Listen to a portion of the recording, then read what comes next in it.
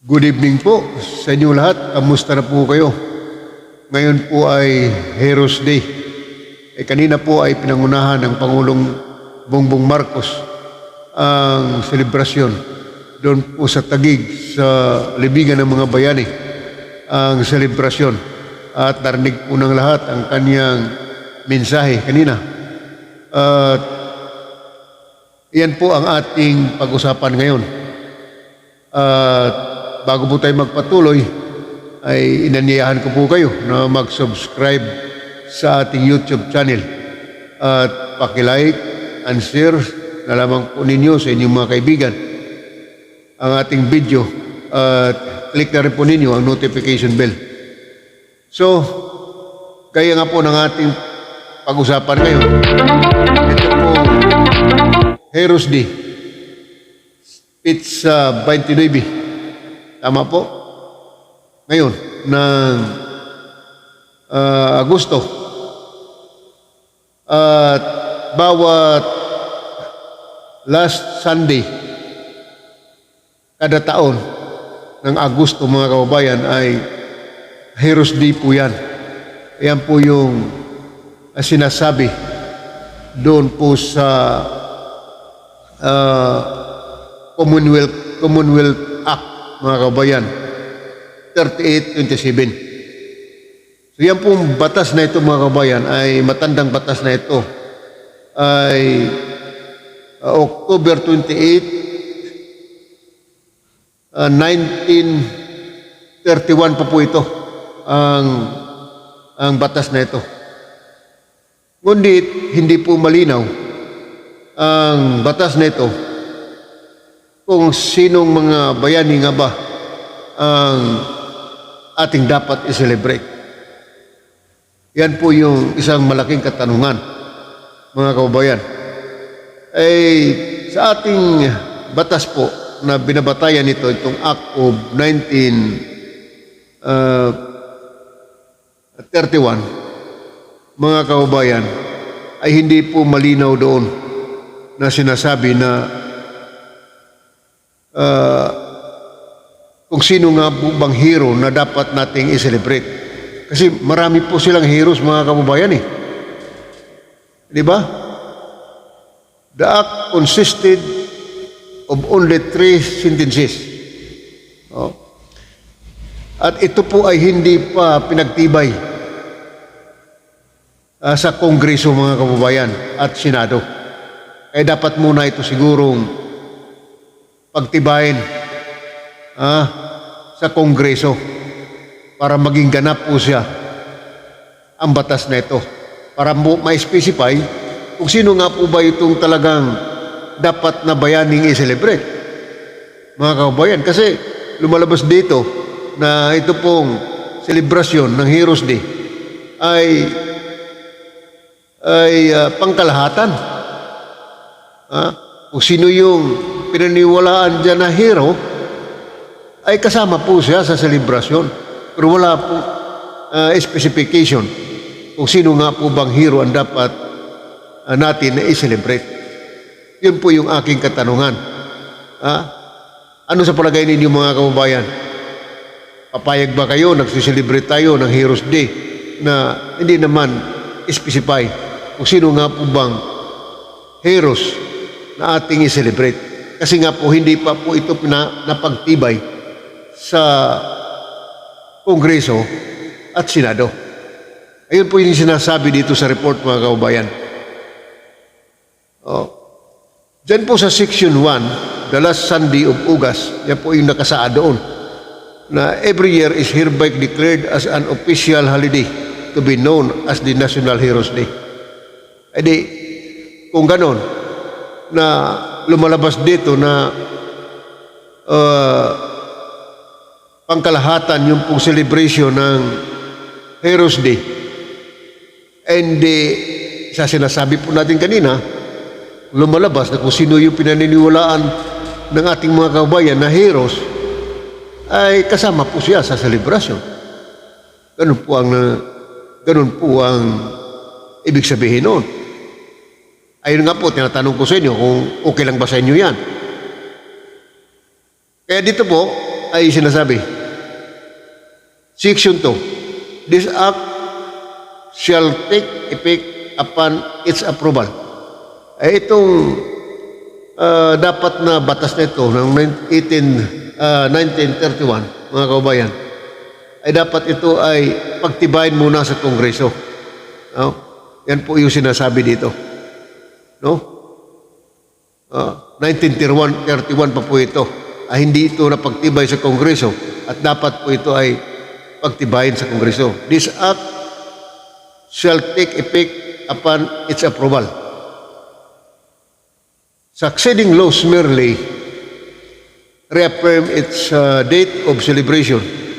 However, we owe our being able to sleep late today to President Gloria Macapagal Arroyo, an economist by training and very practical-minded, who moved it to the first Monday of August. She will have a long weekend, which she thought would be a boost to local tourism. Ito po mga kababayan ay binago ito, dineclare ito ni President Gloria Macapagal Arroyo noong siya ay naging Pangulo pa, na ilagay sa ika nga Monday ang selebrasyon na ito. Yan po mga kabayan, sinasabi. Imbes na Sunday, inilipat po doon po sa Lunes ni President Gloria Macapagal Arroyo. Lumalabas na magiging mahaba po yung weekend rest ng ating mga kababayan. However, this day doesn't honor anybody, as we have no law declaring who are our national heroes. So yan nga po sinasabi natin, mga kabayan, na wala pong batas na idiniklara, wala pong batas na nagdeklara kung sino nga po ba ang ating ideklarang national heroes. Ay si Rizal, mga kababayan, Bonifacio at marami pang iba, ay hindi po pala sila nadeklara ng national heroes. Subalit, pinabayaan na lamang po ng panahon na ang tao mismo ay magdeklara o maniniwala na si Rizal ay hero. Wala po pala itong deklarasyon. Yan po ang sinasabi, mga kabayan, ng Manila Times. Yan po, papakita ko po sa inyo yung reports para maniniwala po kayo. Yan po. Ang sabi dyan, we have no heroes. Reds and yellows have debased our concept of heroes. Yung ating dilawan, ating dilaw, at itong pula, ay nakabatay lamang po doon po sa pamamaraan bilang pinaniniwalaan nating mga bayani. Yan po ang problema dito ngayon, mga kabayan. So kayo sa inyong palagay, mga kabayan, papayag ba kayo nito na wala palang deklarasyon itong gobyerno o batas na ito kung sino nga po bang heroes na dapat i-celebrate? So yan po. Succeeding laws merely reaffirm its date of celebration. However, inuulit ko lang po, we owe our being able to sleep late today. President Gloria Macapagal Arroyo, an economist by training and very practical-minded, who moved it to the first Monday of August. So we'll have a long weekend, which he thought would be a boost to local tourism. Ayan po, mga kabayan. However, this day doesn't honor anybody, as we have no law declaring who are our national heroes. Anong klase ito, mga kabayan? Wala palang batas na nagdideklara nito kung sino nga po ba yung ating national heroes. Ibig sabihin, si Rizal, si Bonifacio, si Melchora Aquino, sino pa yung mga pininiwalaan nating national heroes, ay wala po palang deklarasyon yun sa batas. Ayun po yun ang problema ngayon mga kababayan. No? Pagpatuloy natin. We have simply assumed that Jose Rizal, Andres Bonifacio, Emilio Aguinaldo, and 6 others are our national heroes. Pinapalagay po natin na ito si Rizal, Bonifacio, Aguinaldo, ay sila po ay ating national heroes. Pero hindi pala totoo yun. Wala pong deklarasyon, batas na nagdeklara nito. President Ramos organized in 1995 the Philippine National Heroes Committee that officially recommended those who were to be officially recognized as national heroes other than the first 3 mentioned above. These were Apolinario Mabini, Marcelo H. Del Pilar, Muhammad Dipatuan Kudarat, Juan Luna, Melchor Aquino, and Gabriela Silang. Ayun po yung sinasabi ni President Ramos na inorganisa niya noong 1995 ang Philippine National Heroes Committee that officially recommended those who were to be officially recognized as national heroes. Mayroon po lamang inirekomenda si Ramos na heroes. Katulad po ng ating binabanggit. These were Apolinario Mabini, inaulit ko lang po, Marcelo H. Del Pilar, Muhammad Dipatuan Kudarat, Juan Luna, Melchor Aquino, and Gabriel Silang. Yun po ay nirekomenda lamang doon po sa kanyang Philippine National Heroes Committee. Yan po mga kababayan. Wala pong batas na nagdeklara nito. So, yun po yun ang problema. No? However, no law has been passed to implement the committee's findings.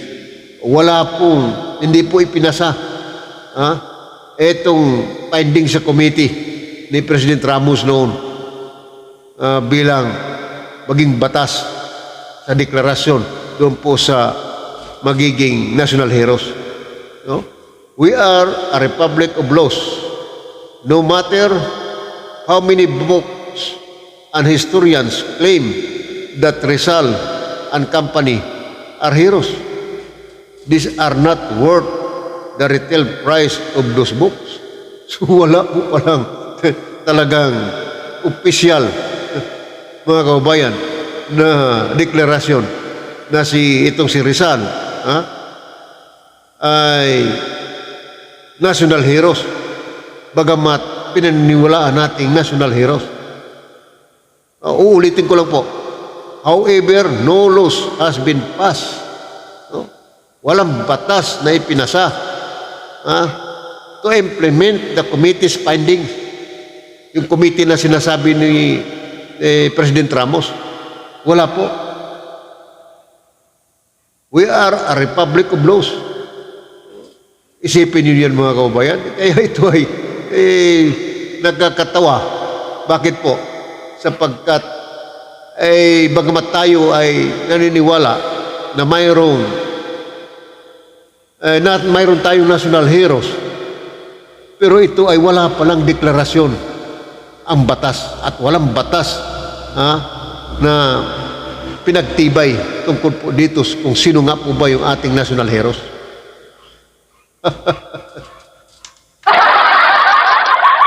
Yan po yun mga kababayan. No? At papatuloy natin. There is no law declaring Rizal. Wala, kahit man si Rizal, mga kababayan, ay wala din pong batas na nag-declare sa kanya. Et al. As heroes. The laws instituting holidays celebrating Rizal December 30.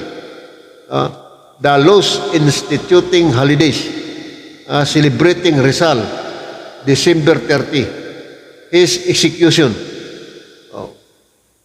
and Bonifacio, November 30, his birth, do not declare them as heroes. The one for Rizal, for instance, was originally in mourning for his execution. Ayun, mga kababayan. So, ibig sabihin, sineselebrate natin itong execution lamang ni Rizal. Ayon po ay nagaganap noong December 30, mga kababayan. Yan po yung nangyayari noon. So hindi po dahil po sa hero siya, bagamat tayo po ay naniniwala na hero. Hindi po natin sinasabing hindi hero si Rizal, mga kababayan. Lahat po tayo ay naniniwala na hero si Rizal at mga iba pang mga kasamahang pininiwalaan nating hero. Pero ang problema po, wala pong batas na nag-declare na sila po ay national heroes.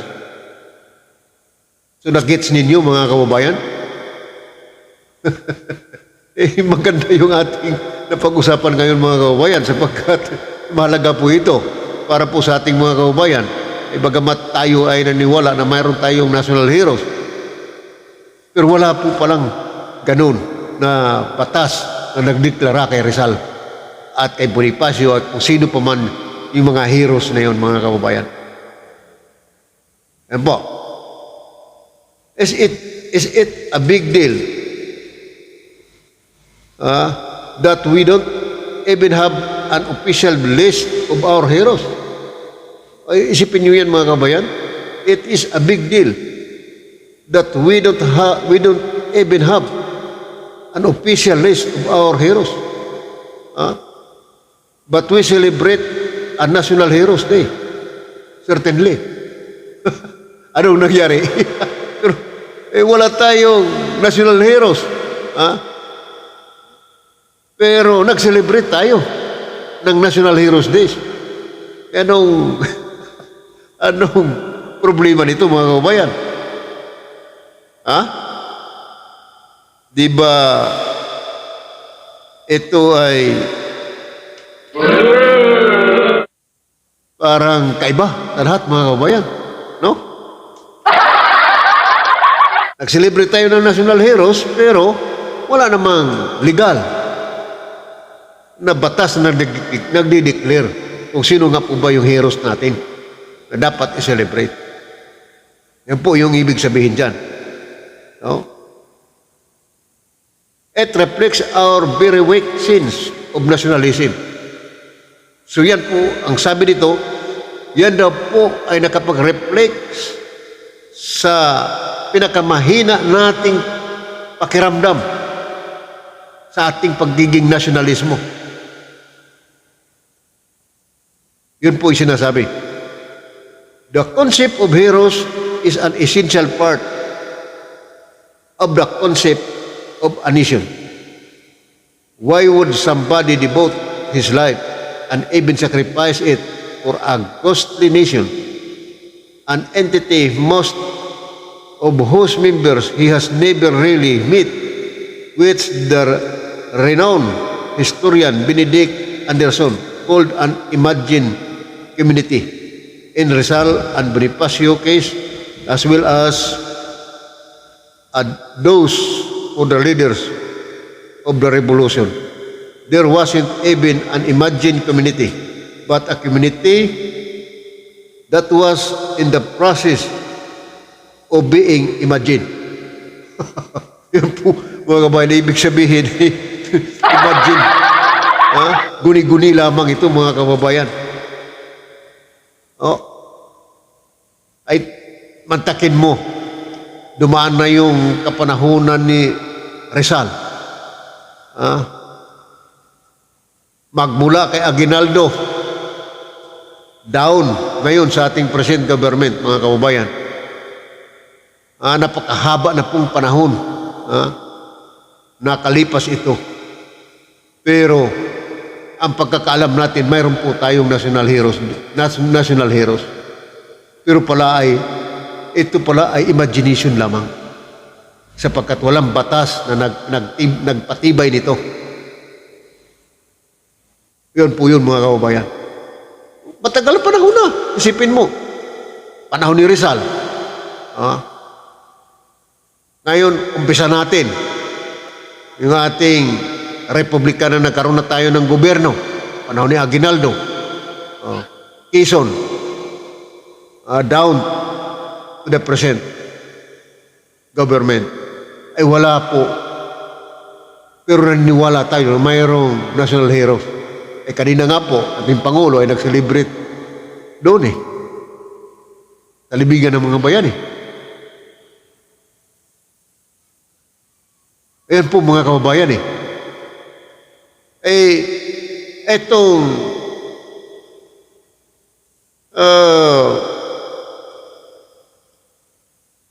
paniwalaan natin doon kay Rizal, ay national hero, based lamang po doon sa kanyang execution. December 30. At yung kay Bonifacio naman, nakabase naman doon sa kanyang kapanganakan. Yan po yun mga kababayan.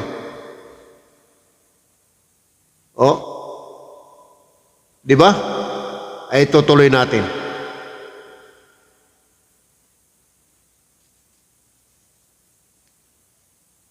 In Rizal and Bonifacio's case, as well as those for the leaders of the revolution, there wasn't even an imagined community, but a community that was in the process of being imagined. Isipin niyo yan? Still, we believe in this imagined community as a nation, which is in this era of humanity, the most important organization we will ever be part. But how can our people identify with this association if there are no heroes emblematic of the nation? O sa talagang legalidad mga kababayan, ay wala talaga pala tayong heroes sapagkat walang batas na nag-declare ng heroes natin mga kababayan. So, yun po yung sinasabi dito. No?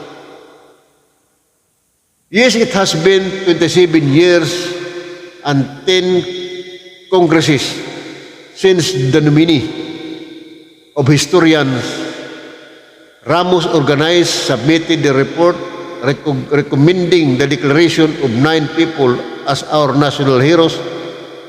Yet, Congress and 10 has chosen to spend their time passing such vastly trivial laws as the naming of streets and converting municipalities into cities. So, mas maigi pa mga kabayan, yung ating mambabatas ay nagpasa pa sila, pinagtibay nila mga pangalan doon po sa mga kalye. Yan po mga kabayan ang katotohanan dyan. Si Ramos, nagtayo ng National Heroes Committee, pero hindi pinagtibay ng Kongreso. Pero mas maigi mabuti pa ay itong mga kalye, pangalan ng mga highways natin ay pinagtibay pa ng Kongreso.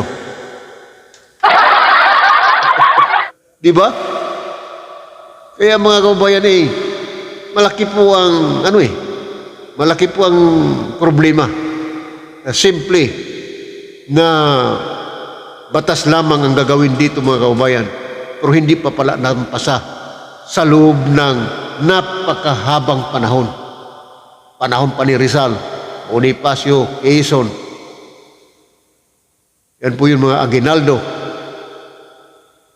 At wala pong naipasang batas. Ayan po ay yung nagiging problema. Why did Ramos back at declaring your national heroes, whose list was painstakingly and rigorously arrived at by a committee of distinguished historian?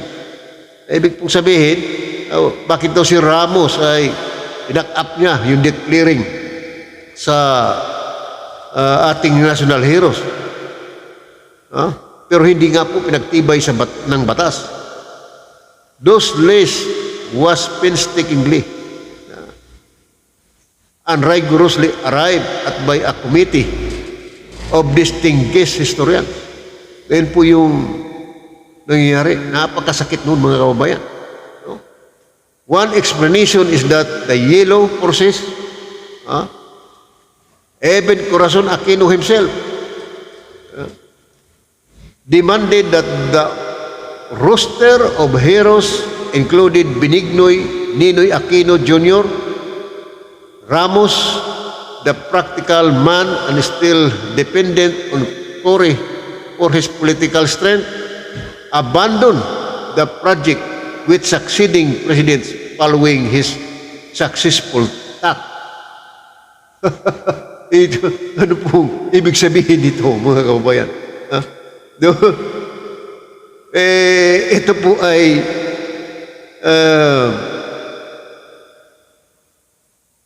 nasumpungan o nadatnan ng mga yelo sa mga tropa ni Cory Aquino, mga kabayan, mga dilawan. Even Corazon Aquino himself demanded the roster of heroes. Kasama na yung kanyang asawa na si Ninoy Aquino. The practical man and still dependent on Cory. Ito si Ramos. Pero wala din pong nagagawa. Si Cory, wala pong ipinasang batas tungkol po dito sa pagdeklara na hero si Ninoy Aquino. Wala po. Hanggang sa natapos na lang ang kanilang panahon sa paglilingkod sa bayan, ay wala pong nagawa na batas para sa deklarasyon ng pagiging kung sino nga po ba yung mga bayani na dapat i-celebrate sa ating bayan. Katulad nga po, nabanggit po dito si Ninoy Aquino. Kung si Rizal, mga kababayan, ay hindi pinagtibay at Aguinaldo bilang mga tunay na hero, mga heroes, mga kababayan, gaano pa kaya si Ninoy Aquino na sa ngayon nasumpungan na si Ninoy Aquino ay hindi naman pala po talaga hero, sapagkat wala po sa kanyang kasaysayan na siya po ay nakapasa sa panuntunan bilang isang hero, mga kabayan. Sinasabi ng mga nakulong ng mga sundalo na suspected na mga umatay daw kay Ninoy, itinuro yung kanilang kamag-anak na yun ang pumatay, pero didma lang sila. Di nila ito pinakikinggan, mga kababayan. Pagkatapos ngayon, ibibintang nila kay dating Pangulong Marcos ang nangyari kay Ninoy Aquino. Pagkatapos ngayon, natuklasan natin na wala po palang batas declaring anyone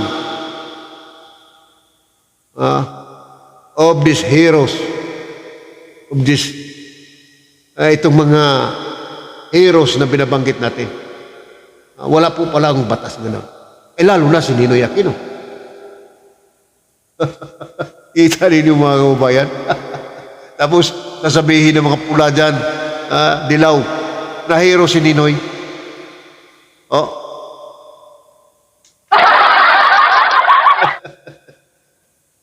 Ayan po, sinasabi dito. The Yellows actually had tried to revive that project during President Noynoy Aquino's regime, as columnist Randy David inadvertently, in effect, reminded me in his column on Sunday. Yan po.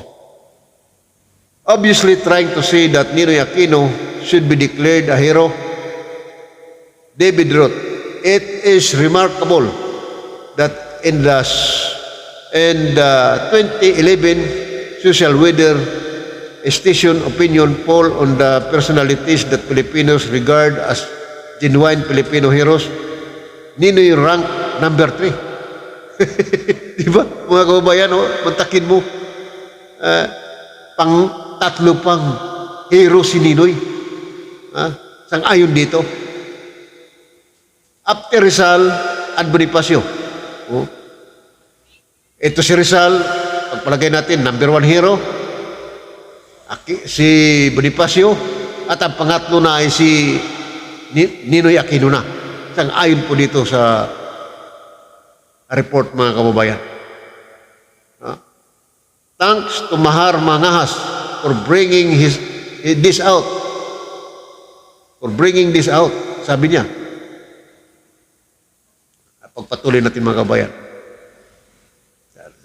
Nawala tayo. Sabi dito,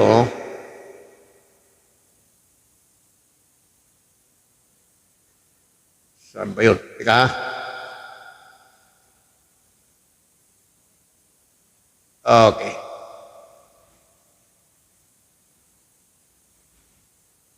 Ito.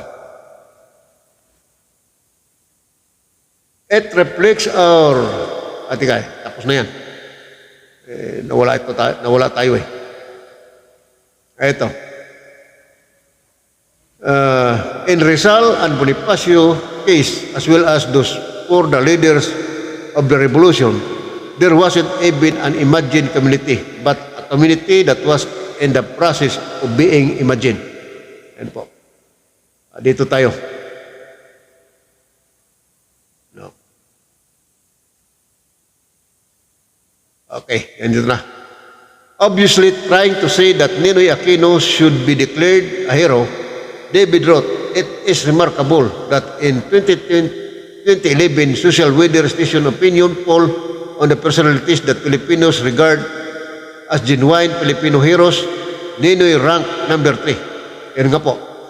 After Rizal and Bonifacio. Ayun po.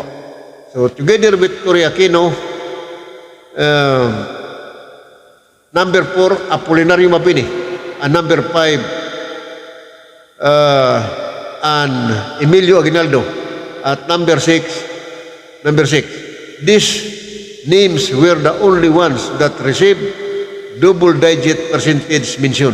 So yun lamang po ang nababanggit doon po sa sinasabing heroes. Pero ang problema, hindi nga po ito pinagtibay ng Kongreso.